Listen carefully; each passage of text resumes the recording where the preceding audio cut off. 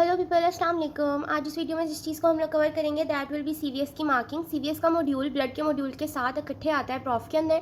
इस वीडियो में हम लोग सिर्फ सीवीएस को कवर करेंगे और जो ब्लड का मॉड्यूल है वो हम लोग अलग से कवर करेंगे। सीवीएस के मॉड्यूल को कवर करने से पहले सबसे पहली चीज़ जो आपने करनी है दैट इज़ क्लासिफिकेशन। सीवीएस की क्लासिफिकेशन बाकी क्लासिफिकेशन की तरह ही बहुत ज़्यादा इंपॉर्टेंट है, तो आपने इसकी जो क्लासिफिकेशन है उसको बहुत अच्छे से जो है वो एक दफ़ा देख लेना है। इसके अंदर जो है वो एंटी एंजाइनल ड्रग्स हो गए, antiarrhythmic drugs are very very important. इसकी क्लासिफिकेशन तो आपकी फिंगर टिप्स पे होनी चाहिए, ठीक है, क्योंकि इसकी डिफरेंट क्लासेस हैं। डिफरेंट क्लासेस एज से भी पूछ ली जाती हैं, एज अ होल भी हमारे पास जो है वो एंटी रिदमिक्स की क्लासिफिकेशन लिखने के लिए आ जाती है। अदर देन दैट क्लासिफिकेशन में जो सवाल ये पूछते हैं एंटी रिदमिक्स में वो ये होता है कि जो क्लास 1 है उसको फर्दर 1A 1B और 1C में डिवाइड किया हुआ है। तो इस डिवीजन का क्या बेसिक कॉन्सेप्ट है कि किस वजह से इसको इस तरह डिवाइड किया गया है, ठीक है, आपने उसके बारे में जो है वो बताना होता है, एक्सप्लेन करना होता है कि वो जो आपने रीज़न दी है वो फर्दर किस वजह से है, ठीक है। उसके बाद एंटी हाइपरटेंसिव ड्रग्स हैं। एंटी हाइपरटेंसिव ड्रग्स आपने इसकी क्लासिफिकेशन कर लेनी है। उसके अलावा congestive cardiac failure, heart failure के पेशेंट्स के अंदर हमने कौन सी ड्रग्स देनी है, ये भी एक बहुत इंपॉर्टेंट क्वेश्चन है। तो ये सारी जो ड्रग्स हैं इनको आपने अच्छे से जो है वो याद कर लेना है। फिर उसके बाद सबसे पहला चैप्टर जो हमारे पास है that is drugs used in hypertension, यानी कि एंटी हाइपरटेंसिव ड्रग्स हैं। एंटी हाइपरटेंसिव ड्रग्स में सबसे पहली चीज़ जो आपने करनी है वो इस पेज के अंदर ये है कि यहाँ पर उन्होंने डिफरेंट हाइपरटेंशन की स्टेजेस बताई हुई हैं, तो वो यहाँ पर लिखी हुई हैं, आपने उन स्टेजेस को कवर कर लेना है। फिर उसके बाद नेक्स्ट आपने हाई यील्ड टर्म्स देख लेनी है कि फॉल्स ट्रांसमीटर क्या होता है, हमारे पास स्टेप केयर क्या होती है, उसके अलावा हाइपोटेंशन, हाइपरटेंशन, इसकी डिफरेंट टाइप्स क्या हैं, ये सारा कुछ आपने यहाँ से देख लेना है। फिर ड्रग्स की तरफ आते हैं। ड्रग्स में सबसे पहले डायूरेटिक्स के बारे में बताया हुआ है, फिर ये बताया हुआ है कि कौन से डायूरेटिक्स यूज़ करते हैं, ठीक हो गया। फिर उसके बाद सिम्पैथोप्लेजिक्स हैं। सिम्पैथोप्लेजिक्स के अंदर उन्होंने फर्दर डिफरेंट तरह की सिम्पैथोमाइमेटिक ड्रग्स और सिम्पैथोमाइमेटिक ड्रग्स भी बताई हुई हैं और दूसरी ड्रग्स भी बताई हुई हैं। उसके अलावा यहाँ पे कंपनसेटरी रिस्पॉन्स लिखा हुआ है, आपने एक दफ़ा इसको जो ये जो फिगर है इसको देख के ना कॉन्सेप्ट क्रिएट कर लेना है। फिर उसके बाद नेक्स्ट चीज़ जो है आपने सारे को एक दफ़ा अच्छे से जो है वो रीड लाजमी देनी है। वेजोडाइलेटर्स की तरफ आते हैं। वेजोडाइलेटर्स की बात करें तो 4 तरह के वेजोडाइलेटर्स होते हैं, चारों का डिफरेंट तरह का एक्शन होता है, ठीक है। उसके अंदर कौन से ड्रग्स आते हैं, उनके क्या एडवर्स इफेक्ट्स हैं, आपने ये सारा कुछ यहाँ से जो है वो कवर कर लेना है। फिर उसके बाद ARBs हैं और हमारे पास ACE इनहिबिटर्स हैं और एलिस्कायरिन वगैरह है, तो आपने वो भी यहाँ से देख लेना और इसका एडवर्स इफेक्ट भी देख लेना है। फिर स्टेप केयर क्या होती है, हाइपरटेंसिव इमरजेंसी में हम लोग क्या देते हैं, ये सारा कुछ आपने यहाँ से एक दफ़ा रीड लाजमी दे लेनी है और अपने अकॉर्डिंगली MCQ पॉइंट्स जो है उनको पिक कर लेना है और यहाँ से जितने भी MCQs हैं आपने इनको अच्छे से रीड कर लेना है। रही बात नोट्स की, नोट्स में भी वही सारी चीज़ें एक्सप्लेन की हुई हैं, बस थोड़ा सीक्वेंस में सही से लिखा हुआ है। एंटी हाइपरटेंसिव हैं, उसमें डायूरेटिक्स कौन कौन से यूज़ होते हैं, किस तरह वो हमारे पास जो है वो as an antihypertensive act करते हैं, लाइक उनका मैकेनिज्म ऑफ एक्शन क्या है वो सारा कुछ बताया हुआ है। फिर सिम्पैथोप्लेजिक्स हैं, वो कैसे एक्ट करते हैं, लाइक बायोरिसेप्टर सेंसिटाइजिंग एजेंट्स के अंदर कौन से ड्रग्स यूज़ हो रहे हैं। उसके बाद जो CNS के ऊपर डायरेक्टली एक्ट कर रहे हैं वो अल्फा 2 एगोनिस्ट है। इसमें हमारे पास क्लोनिडीन आती है और मिथाइल डोपा आता है। क्लोनिडीन देख लेना है कैसे एक्ट करती है, उसका एडवर्स इफेक्ट क्या है। फिर मिथाइल डोपा है, वो कैसे एक्ट करती है, और मिथाइल डोपा जो है वो प्रेगनेंसी में सेफर ड्रग होती है, तो अगर कोई भी पेशेंट आता है उसको हाइपरटेंशन है और साथ में वो प्रेग्नेंट है फीमेल, तो आप उसको मिथाइल डोपा दे सकते हैं, ठीक है। उसके बाद यहाँ पर हमारे पास एडवर्स फैक्टर आता है मिथाइल डोपा का और कूम्स टेस्ट क्या होता है आपने ये देख लेना है। उसके अलावा हमारे पास रीबाउंड हाइपरटेंशन जो है वो किस वजह से होती है, क्लोनिडीन को डिसकंटिन्यू कर दें, हमने बात पहले भी पढ़ी हुई है, और इसको हम लोग ट्रीट कैसे करते हैं, बाय गिविंग फेंटोलामिन जो कि एक अल्फा ब्लॉकर है।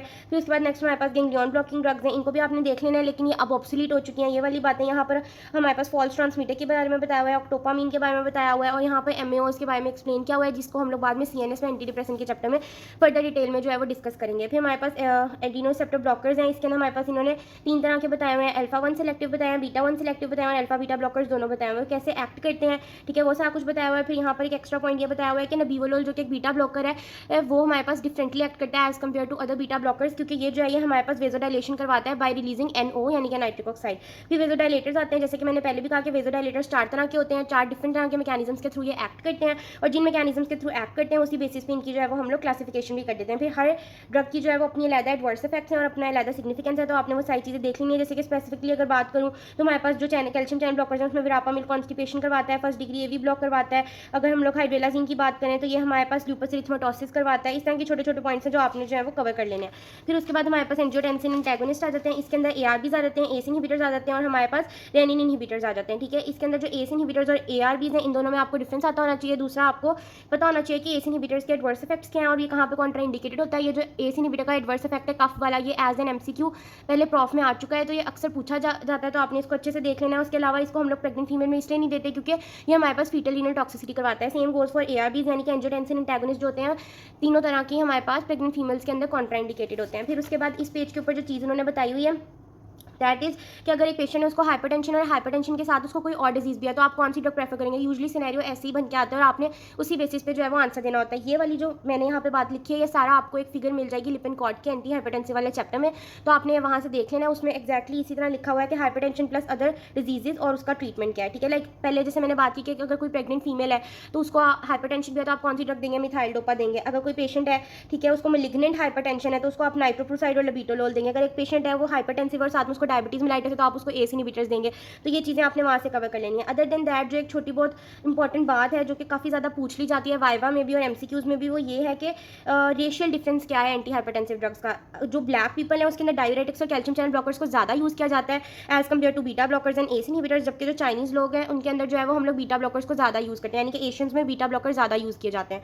Other than that old age में कौन सी ड्रग ज़्यादा प्रेफरेबल है हाइपरटेंशन के लिए, डायरेटिक्स और बीटा ब्लॉकर ज़्यादा प्रेफरेबल है as compare to ACE inhibitors. तो ये छोटी छोटी चीज़ें हैं जो आपने इस तरह देख लेनी और ये आपको लिपिन-कॉर्ड में लिखी हुई मिल जाएंगी। फिर उसके बाद क्लासिफिकेशन ऑफ बीपीए हम लोगों ने फर्स्ट पेज पे भी देख ली थी। उसके अलावा टाइप ऑफ हाइपरटेंशन है कि एसेंशियल होती है, सेकेंडरी होती है, रीबाउंड होती है, ऑर्थोस्टेटिक हो सकती है और मेलिग्नेंट हो सकती है। जो मेलिग्नेंट है वो हमारे पास हाइपरटेंसिव इमरजेंसी भी होती है। अब हाइपरटेंसिव इमरजेंसी जो है इसके अंदर हम लोग कौन सी ड्रग्स देंगे, एक वेजोडाइलेटर दे सकते हैं, डायूरेटिक देंगे साथ में और साथ में एक बीटा ब्लॉकर देंगे। और स्टेप्ड केयर के अंदर हम लोग जो है पहले नॉन फार्माकोलॉजिकल चीज़ें करेंगे और फिर बाद में फार्माकोलॉजिकल चीज़ें करेंगे, यानी कि आहिस्ता आहिस्ता हम लोग जो है वो हाइपरटेंशन को ट्रीट करेंगे। तो ये स्टेप केयर में आ जाएगा। इसके बाद जो हमारे पास नेक्स्ट चैप्टर है दैट इज एंजाइना। एंजाइना के चैप्टर में आपने जो चीज़ें कवर करनी है दैट इज सबसे पहले ये कि वाइवा में बहुत दफ़ा पूछा जाता है कि एंजाइना को एंजाइना पेक्टोरस क्यों कहते हैं, तो आपको ये पता होना चाहिए। उसके बाद एंजाइना के सिम्टम्स कैसे होते हैं वो आपको चीज़ पता होनी चाहिए। फिर उसके बाद एंजाइना की टाइप्स की तरफ आ जाते हैं। क्लासिफिकेशन तो आपने करनी ही है। फिर टाइप्स की तरफ आ जाते हैं। टाइप्स में हमारे पास 3 तरह की इसकी टाइप्स होती हैं। हर टाइप के जो एक्स्ट्रा नेम्स हैं, जो डिफरेंट नेम्स हैं, वो सारे नेम आपको आते होने चाहिए। फिर उसके बाद जो नेक्स्ट चीज़ है दैट इज़ कि हमारे पास जो स्टेबल एंजाइना है उसके अंदर हम लोग बीटा ब्लॉकर्स को क्यों यूज़ कर लेते हैं। ये हम लोग बीटा ब्लॉकर्स के वाले चैप्टर में भी कवर करके आए हैं, लेकिन आपने इसको यहाँ पर भी कवर करना है। और उसके अलावा हमारे पास दूसरा सवाल ये है कि वेजोस्पेस्टिक एंजाइना के अंदर हम लोग बीटा ब्लॉकर्स को यूज़ क्यों नहीं करते हैं। ठीक है, तो ये वाली दोनों चीज़ें आपने यहाँ से कवर कर लेनी है। फिर उसके बाद अनस्टेबल एंजाइना के अंदर एक्यूट कोरोनरी सिंड्रोम क्या होता है, एक्यूट कोरोनरी सिंड्रोम और मायोकार्डियल इंफार्क्शन में क्या डिफरेंस होता है, आपने ये दोनों चीज़ें कवर कर लेनी है। Determinants of cardio oxygen requirement आपने एक दफ़ा अच्छे से रीड कर लेना है। इसकी ये डायग्राम बहुत ज़्यादा इंपॉर्टेंट है, ये क्यों है आपने इसको अच्छे से जो है एज इट इज़ याद कर लेना है। फिर डबल प्रोडक्ट क्या होता है आपको ये भी पता होना चाहिए। आफ्टर लोड, प्री लोड, ये सारी चीज़ें वो हैं जो हम लोग ऑलरेडी फिजियोलॉजी में पहले कवर कर चुके हैं, लेकिन आपको इसका पता होना चाहिए। फिर उसके बाद थेराप्यूटिक स्ट्रैटेजीज़ हैं। ये जो ये पहला वाला पैराग्राफ है थेराप्यूटिक स्ट्रैटेजीज़ का, इसमें बहुत ज़्यादा इंपॉर्टेंट एमसीक्यू पॉइंट्स बन जाते हैं। आपने इस पैराग्राफ को अच्छे से कवर कर लेना है। फिर उसके बाद यहाँ पर इस पैराग्राफ में असल में यही बताया हुआ है कि हम लोग जब भी एंजाइना के पेशेंट को ट्रीट करते हैं तो उसमें 2 तरह की ड्रग्स देते हैं जो 2 तरह से एक्ट करती हैं। एक वो जो ऑक्सीजन डिलीवरी को ज़्यादा करती हैं और एक वो जो ऑक्सीजन रिक्वायरमेंट को कम कर देती हैं। और कुछ ड्रग्स ऐसी हैं जो दोनों काम करती हैं। ठीक है, तो वो वाली बात लिखी हुई है। अदर देन दैट आपने एक पॉइंट कर लेना है that is coronary steel phenomenon, जो कि यहाँ पर नहीं लिखा हुआ। ठीक है, लेकिन ये जो यूएचएस का सिलेबस है उसके अंदर पॉइंट लिखा हुआ था, तो आपने इसको गूगल से जो है वो कवर कर लेना है। फिर आ जाते हैं सेकंड ड्रग्स के ऊपर। ड्रग्स के ऊपर हमारे पास क्या आता है, सबसे पहले नाइट्रेट्स आते हैं। नाइट्रेट्स की आपने डिफरेंट टाइप्स देख लेनी है कि हमारे पास नाइट्रेट्स हैं, नाइट्राइट्स हैं। फिर नाइट्रेट्स के अंदर कौन सी ड्रग जो है वो कितनी ड्यूरेशन ऑफ एक्शन रखती है, उसकी कितनी बायोअवेलेबिलिटी है, उसका क्या रूट ऑफ एडमिनिस्ट्रेशन है, ये सारी चीज़ें आपने यहाँ से जो है वो कवर कर लेनी है। उसका मैकेनिज्म ऑफ एक्शन क्या है उसमें आपने डायग्राम जो है वो अच्छे से कवर कर लेनी है। एक और बहुत ही इंपॉर्टेंट एमसीक्यू ये है कि हमारे पास वो पूछ लेते हैं कि हमारी बॉडी के अंदर ऐसा कौन सा अमीनो एसिड है जो डायरेक्टली हमारे पास जो है वो नाइट्रिक ऑक्साइड क्रिएट करता है, दैट इज आर्जिनिन। तो ये वाला एमसीक्यू पॉइंट आपने लाजमी देख लेना है। फिर ऑर्गन सिस्टम इफेक्ट्स पे आते हैं, इनको आपने अच्छे से रीड कर लेना है। इसमें से जो एक एमसीक्यू बहुत ज़्यादा पूछा जाता है दैट इज दिस के नाइट्रेट्स जो है वो सबसे ज़्यादा कौन सी, सबसे ज़्यादा किसके ऊपर जाके एक्ट करते हैं, तो दैट इज वेन्स, क्योंकि वेन्स बहुत ज़्यादा सेंसिटिव होती हैं। ठीक है, इस वजह से। उसके बाद आर्टरीज और एंड पे आर्टीरियोल्स। तो आपने ये सारी जो चीज़ें अच्छे से पढ़ के इसमें से अपने अकॉर्डिंगली जो है वो एमसीक्यू पॉइंट्स को लाजमी पिक कर लेना है। फिर आगे आ जाते हैं क्लिनिकल यूजेस के ऊपर। क्लिनिकल यूजेस आपने देख लेना है। इसके अंदर जो एक बहुत ही इंपॉर्टेंट वाइवा क्वेश्चन है दैट इज ट्रांसडर्मल फॉर्मुलेशन। इसको हम लोग नाइट्रेट फ्री इंटरवल भी कहते हैं, वाइवा में बहुत ज़्यादा पूछा जाता है। ठीक है, तो आपने इसको कवर कर लेना है। टॉक्सिसिटी ऑफ नाइट्रेट्स देख लेनी है। इसके अंदर जो हमारे पास एक ड्रग इंटरेक्शन लिखी हुई है नाइट्रेट्स की विद सिल्डेनाफिल, ये बहुत बहुत बहुत ज़्यादा इंपॉर्टेंट है, इसको आपने अच्छे से जो है वो देख लेना है। फिर नाइट्राइट्स आते हैं। नाइट्राइट्स की आपने देख लेनी है कि इसके एडवर्स इफेक्ट में मेथिमोग्लोबिनीमिया आता है। ठीक है, और फिर जो नाइट्राइट्स है इसके अंदर हमें मंडे डिजीज़ भी मिलती है। मंडे डिजीज़ भी बहुत ही इंपॉर्टेंट वाइवा क्वेश्चन है, तो इसको आपने कवर कर लेना है। फिर उसके बाद नाइट्राइट्स को साइनाइड पॉइजनिंग में कैसे यूज़ करते हैं, ये भी एक बहुत ही इंपॉर्टेंट क्वेश्चन है, तो आपने इसको अच्छे से जो है वो कवर कर लेना है। फिर कैल्शियम चैनल ब्लॉकर्स की तरफ आते हैं। कैल्शियम चैनल ब्लॉकर्स की क्लासिफिकेशन आपने देख लेनी है। क्लासिफिकेशन के बाद आपने इसके यूजेस, इसके इफेक्ट्स देख लेने हैं और आपने इसके अंदर जो चीज़ लाजमी कवर करनी है दैट इसके कौन से कैल्शियम चैनल ब्लॉकर का क्या एडवर्स इफेक्ट है। फॉर एग्जाम्पल जो विरापा मिला है वो हमारे पास कॉन्स्टिपेशन करवाता है, उसके अलावा जिंजाइवल हाइपरप्लेजिया भी करवाता है। ऑन दी अदर हैंड डिल्टियाजम जो है वो हमारे पास एडिमा करवाता है, यानी कि प्री टिबियल एडिमा वगैरह जो है वो करवाता है। ठीक है, जो विरापा मिला है वो एवी ब्लॉकेट भी करवाता है। तो ये छोटी छोटी चीज़ें जो आपने लाजमी कवर कर लेनी है। जो बीटा ब्लॉकिंग ड्रग्स हैं आप ऑलरेडी बीटा ब्लॉकर वाले चैप्टर में कवर कर चुके हैं, तो अगर आप यहाँ पे नहीं नहीं भी करते हैं तो दैट इज़ फाइन, पर जो 2 पॉइंट्स मैंने पीछे बताए हैं बीटा ब्लॉकर्स के, कि आपने कवर करने हैं कि स्टेबल एंजाइना में इसको यूज़ करने का क्या फ़ायदा है और वेजोस्पेसिफिक एंजाइना में हम इसको क्यों नहीं यूज़ करते हैं, दोनों पॉइंट्स आपने लाजमी कवर करने हैं। न्यूअर ड्रग्स के अंदर ओनोलाजीन अक्सर पूछ ली जाती है क्योंकि बच्चे इसको स्किप कर देते हैं, तो आपने लाजमी देख लेंगे। इवाबेडीन का एमसीक्यू आ जाता है कि पीफॉक्स इनहिबिटर है, तो बच्चों को पता नहीं होता, तो आपने ये भी लाजमी देख लेना है। और उसके बाद आपने जो है इसके एमसीक्यू पॉइंट्स जो है उन सारों को कवर कर लेना है, ठीक है। उसके बाद हमारे पास एक और चीज़ ये है कि हमारे पास जैसे पीछे एंटी हाइपरटेंसिव वाले ड्रग्स के अंदर पेशेंट था, उसको हम लोग उसकी कंकॉमिनेंट या अदर डिजीज़ के साथ देख रहे थे, यहाँ पर भी वही है। या आप ये भी टेबल आपको जो है वो लिपिन कॉर्ड से मिल जाएगा, तो आपने लिपिन कॉर्ड से ये वाला टेबल भी देख लेना कि अगर एक पेशेंट है उसको एंजाइना भी और साथ में उसको एस्थमा और सीओपीडी है, तो हम उसको बीटा ब्लॉकर्स नहीं देते, तो उसके अलावा कौन सी ड्रग्स देते हैं, नाइट्रेट्स दे सकते हैं और हम लोग उसको कैल्शियम चैनल ब्लॉकर्स देते हैं। तो इस तरह की छोटी छोटी बातें जो है वो आपने उठा लेनी है, क्योंकि जब भी सिनेरियो आता है तो वो इसी तरह आता है, सीधे सिनेरियोज कम ही आते होते हैं। फिर उसके बाद नेक्स्ट जो है वो हमारे पास drugs used in heart failure है। ये चैप्टर भी बहुत ज़्यादा इंपॉर्टेंट है, इसके आपने अच्छी सी क्लासिफिकेशन याद कर लेनी है, ठीक है। अच्छा, इसके अंदर जो सबसे पहली चीज़ है वो आपको ये पता होना चाहिए कि हार्ट फेलियर होता क्या, ये सारा कुछ आपको यहाँ पे लिखा हुआ मिल जाएगा। हार्ट फेलियर क्या होता है, हार्ट फेलियर की 3 टाइप्स बताई हुई हैं। सिस्टोलिक फेलियर होता है, डायस्टोलिक फेलियर होता है, हाई आउटपुट फेलियर होता है। आपने इन तीनों को देख लेना है कि कौन सा क्या क्या होता है। फिर उसके बाद CHF के क्या क्या सिम्टम्स होते हैं, कि अगर कोई भी पेशेंट आएगा तो उसको अंदर आपको क्या क्या दिखेगा। फिर कंपनसेटरी मैकेनिज्म्स है, कंपनसेटरी मैकेनिज्म्स यही वाले मैकेनिज्म्स हैं जिनको मैंने यहाँ पे अपने लिए आसानी के लिए इस तरह लिखा हुआ है। फिर उसके बाद कार्डिक परफॉर्मेंस है, pre load, after load, contractility, heart rate, ये सारा कुछ हम लोग ऑलरेडी पहले ही कवर जो है वो कर चुके हैं। फिर क्लासिफिकेशन आ जाती है CHF की। अक्सर SCQ में, यूनिवर्सिटीज़ में ये क्वेश्चन पूछ लिया जाता है क्योंकि बच्चे इसको स्किप कर देते हैं, ठीक है। ये जो क्लासिफिकेशन है ये बिग कैटजंग से उठाई हुई है। इसके अंदर हमारे पास स्टेजेस हैं, क्लास है, और हर बताया हुआ है कि किस स्टेज में क्या सिम्टम्स हैं और उसके क्या ट्रीटमेंट है, या किस क्लास में क्या सिम्टम्स है और उसके क्या ट्रीटमेंट है। तो आपने इसको एज इट इज़ जो है वो याद कर लेना है। फिर उसके बाद नेक्स्ट जो चीज़ हमारे पास आ जाती है दैट इज़ इसकी हाई यील्ड टर्म्स। आपने हाई यील्ड टर्म्स अच्छे से देख लेनी है। आपको पता होना चाहिए कि हमारे पास प्रीमेच्योर वेंट्रिकुलर बीट क्या होती है, हमारे पास वेंट्रिकुलर फंक्शनल कर्व क्या होती है। ये छोटे छोटे पॉइंट्स हैं जिनको आपने लाजमी कवर कर लेना है। फिर उसके बाद इसकी थेराप्यूटिक स्ट्रेटजीज़ की तरफ आते हैं, जिसमें उन्होंने बताया हुआ कि डिफरेंट तरह की ड्रग्स यूज़ होती हैं, ठीक है। ड्रग्स में सबसे पहले उन्होंने जो ड्रग बताई हुई है दैट इज़ कार्डिक ग्लाइकोसाइड्स, ठीक है। पर इन सारी चीज़ों को करने से पहले, क्योंकि आपने क्लासिफिकेशन याद की होगी तो ये सारा कुछ करना बहुत आसान हो जाएगा। आपने ये टेबल लाजमी करना है, ठीक है। इस टेबल के अंदर में से आपने जो सबसे इंपॉर्टेंट चीज़ पिक करनी है दैट इज़ के क्रॉनिक हार्ट फेलियर में कौन सी ड्रग्स यूज़ होती हैं और एक्यूट हार्ट फेलियर में कौन सी ड्रग्स यूज़ होती हैं, वो यहाँ पर लिखी हुई है। तो आपने यहाँ से इसको सेपरेट कर लेना है, जैसे कि मैंने यहाँ पर इसको सेपरेट करके लिखा हुआ है कि एक्यूट हार्ट फेलियर में कौन सी ड्रग्स यूज़ हो रही है और क्रॉनिक हार्ट फेलियर में कौन सी ड्रग्स यूज़ हो रही हैं। फिर उसके बाद आ जाते हैं कार्डिक ग्लाइकोसाइड्स के ऊपर। कार्डिक ग्लाइकोसाइड्स डिजॉक्सिन, डिजिटैलिस वगैरह ये वाली ड्रग्स आ जाती हैं। आपने इसको अच्छे से रीड लेना है, इसका मैकेनिज्म ऑफ एक्शन आपने इस डायग्राम से कर लेना है, ठीक हो गया। और आपने ये वाली एंड पे जो इसकी डिटेल लिखी हुई है फिगर के नीचे, इसको लाजमी रीड करना है। फिर इसके कार्डिक इफेक्ट्स हैं, इसके मैकेनिकल और इलेक्ट्रिकल इफेक्ट्स हैं, दोनों ही बहुत ज़्यादा इंपॉर्टेंट है और ये अक्सर पूछ ले जाते हैं एज एन SCQ या UQ भी, तो आपने इसको लाजमी कवर करना है, ठीक हो गया। जो इसके इलेक्ट्रिकल इफेक्ट्स हैं उसको आपने यहाँ से एक दफ़ा रीड दे लेनी है, लेकिन जब आपसे ये क्वेश्चन लिखने के लिए आएगा तो आपने ये वाला इलेक्ट्रिकल इफेक्ट्स में ये वाला टेबल 13.2 लिख देना है, that will be more than enough, ठीक है। यहाँ पर एक और बहुत important MCQ that is by Gemini, इसको प्रीमेच्योर वेंट्रिकुलर बीट्स भी कहते हैं।